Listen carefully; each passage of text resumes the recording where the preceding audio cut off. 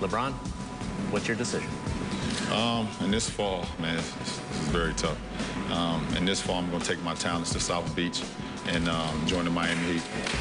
It was called, so dramatically, The Decision. And for the longest of time as this season began, we assumed it was simply the answer to where LeBron James would be taking his talents. Today, as this strangest of NBA seasons shudders to a close, it might instead have stood for something like this. We have the doorknob to the future in our hand. Who do we decide to allow through?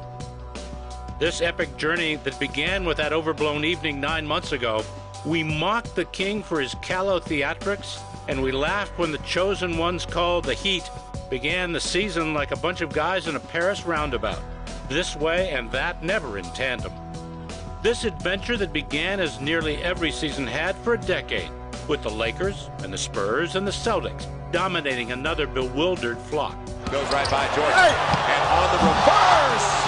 How sweet was that move? This campaign that ignored the Bulls and the Mavericks, the Grizzlies, the Hawks and the Thunder for most of its run. But as old legs grew weary and arms grew short, the overlooked young men of the league began to take their rightful, if shocking, place.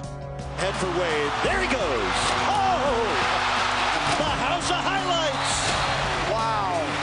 When James took his gifts to Miami, so did the talented young Chris Bosh, and they joined Dwayne Wade in a satin shorts version of the Three Musketeers, averaging just 27 years of age. Their second-round playoff counterpart, the Boston Celtics, which had used that same three-superstar formula so successfully for years, trotted out Ray Allen, Paul Pierce, and Kevin Garnett, who averaged 35 years. Case closed, dramatically. The San Antonio Spurs, with the aging Tim Duncan at the helm, found themselves as the prohibitive first seed against a lowly Memphis team.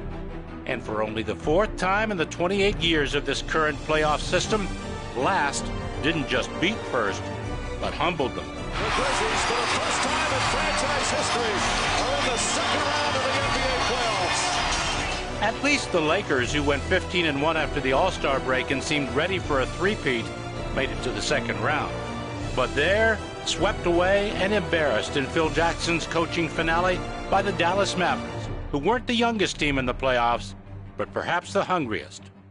So there we stood, without Garnett, or Shaq, Kobe, or Duncan, left in the playoffs for the first time in what seemed like decades.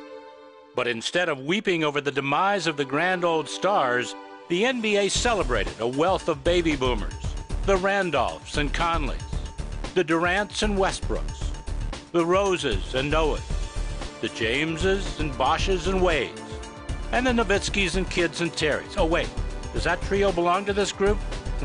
What do you think now?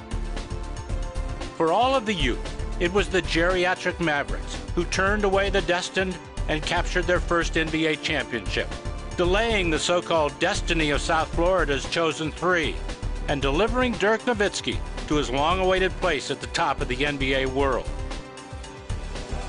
So we have taken the door by its knob and swung it wide open, allowing a marvelous, previously unregarded collection of young stars their due at last. It is what the league should have been all about these years, a good decision after all.